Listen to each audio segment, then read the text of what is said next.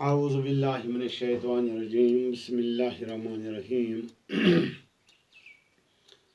میں master Ghulam Mohammad Dar government high school منڈی گام سے آپ بچوں سے مخاطب ہوں۔ پیارے بچوں، سلیبس کے بارے میں آپ سب جانتے ہو، نظم اور نثر کے ساتھ ساتھ ہمیں گرامر کا خاص خیال رکھنا پڑتا ہے۔ آپ بچوں کو میں آج مضمون کے بارے میں کچھ بتانا چاہتا ہوں۔ مضمون جسے انگریزی میں ایسے کہتے ہیں، اس مضمون کا ایک فن، ایک طریقہ ہوتا ہے کہ مضمون کیسے لکھا جائے اور مضمون کے لکھنے کا طریقہ کیا ہے۔ وہ خاص فن جس میں مدعی دل مطالب صاف اور صحیح زبان بذریعہ تحریر ادا کیا جاتا ہے، اس سے مضمون کہتے ہیں۔ مضامین کی تین قسمیں ہیں۔ ایک پہلا قسم جو ہے جسے بیانیہ کہتے ہیں۔ بیانیہ کسی شخص کی زندگی کے حالات یا گزشتہ واقعات مفصل طور بیان کیا جائے، اسے بیانیہ مضمون کہا جاتا ہے۔ نمبر دو، تعریضیہ۔ تعریضیہ وہ خاص فن ہے جس میں مختلف اشیاء کی تعریف اور مناظر کا ذکر کیا جائے، جیسے ہم موسم بہار، موسم سرما یا کسی سیاحتی مقام کا ذکر کرتے ہیں۔ تیسرا جو ہے تفکریہ، اس میں مضمون کی تشریح کے بعد اس کے فائدے اور نقصانات مائع دلائل لکھے جاتے ہیں۔ ترتیب خیالات کے لحاظ سے مضمون کے تین حصے ہوتے ہیں۔ ایک تمہید ہوتا ہے، نفس مضمون، خاتمہ۔ تمہید کس سے کہتے ہیں؟ مضمون کی طرف توجہ جو مختصر اور دلچسپ ہو۔ سب سے پہلے تمہید یہ لکھا جاتا ہے اور موزون ہونا چاہیے۔ نمبر دو، نفس مضمون، اس میں ذاتی خیالات، مشاہدات سرخیوں میں تقسیم کیا جاتا ہے۔ اور نمبر تین، خاتمہ، مطلب خیز ہونا چاہیے، زوردار اور مؤثر فکروں میں ہونا چاہیے۔ یہ میں نے ایک تعارف آپ بچوں کو دیا کہ مضمون کس سے کہتے ہیں۔ آج میں آپ کے سامنے مضمون کے ہی بارے میں بات کریں گے، یا ایک مضمون میں آپ کے سامنے رکھوں گا، اس کے بعد میں اس کا میٹیریل بھی آپ کو فراہم کروں گا۔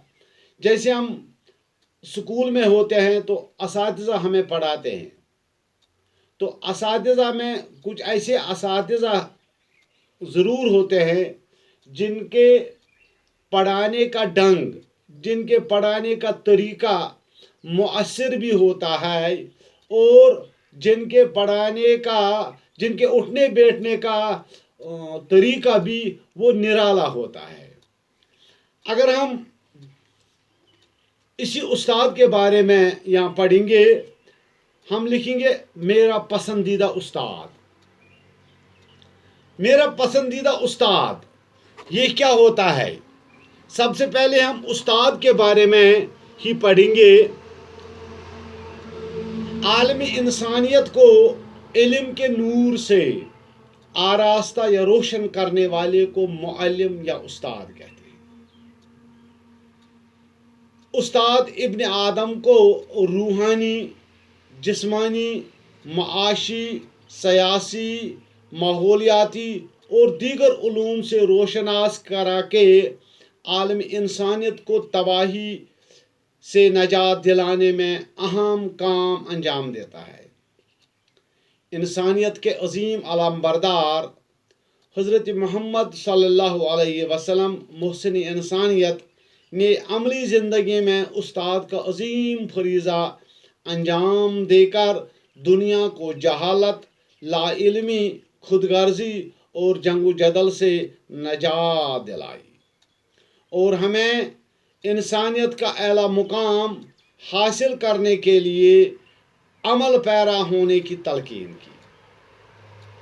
असर हाजिर में मुअल्लिम के दर्स तदरीस, किरदार, रफ्तार और गुफ्तार से इंसान आला मुकाम पा सकता है।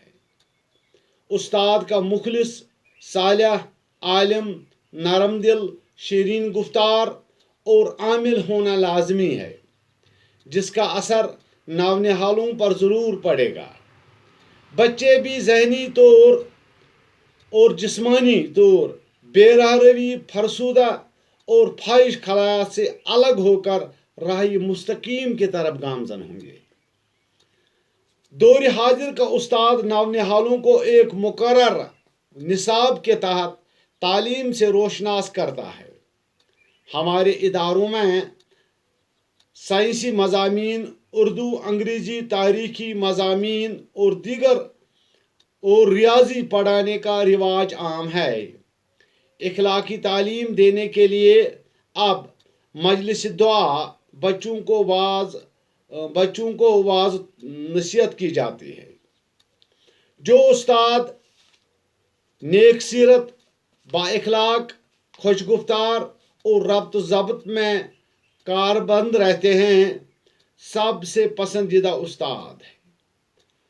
हमारे मदरसे में सारे असातिज़ा किराम अपनी जिम्मेदारी पूरा करने की कोशिश में लगे रहते हैं और अपनी सलाहियतों का भरपूर मुजाहरा करने की कोशिश में लगे रहते हैं। नवनिहाल बच्चे असातिज़ा की खूबियों को जांच कर उन्हें अदब एहतराम से पेश आकर उनसे मुस्तफ़ीद होने की भरपूर कोशिश करते हैं।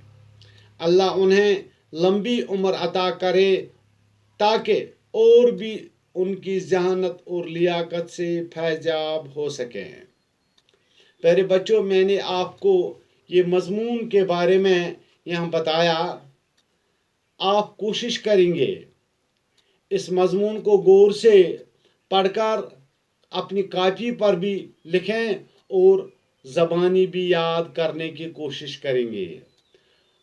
अगर हम अपनी जहानत और लियाकत को बढ़ाना चाहते हैं तो हमें जो भी मवाद आपको दिया जाता है इसकी तरफ ख़ास तवज्जो दें, क्योंकि दौर हाजिर में इल्म ही इंसान को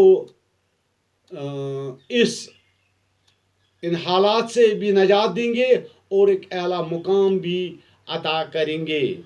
मैं आपको एक बार फिर ये कहता हूँ कि इस मज़मून को आप पढ़कर अपनी कापी पर भी दर्ज करना। बाकी वसलाम।